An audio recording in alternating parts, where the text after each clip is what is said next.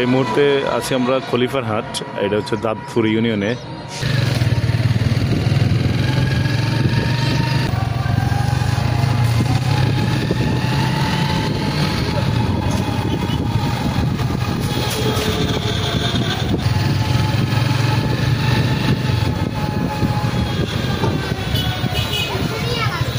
এটা হচ্ছে খলিফার হাট ব্রিজ।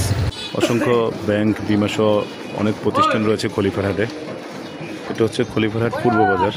আর এই রোডটা সোজা মাইজদি থেকে আসছে, আর এটা দিয়ে মাইজদি যাওয়া যায়। হুন্ডা সার্ভিসিং দোকান, ফার্মেসি সহ বিভিন্ন অসংখ্য দোকানপাট রয়েছে খলিফার হাটে।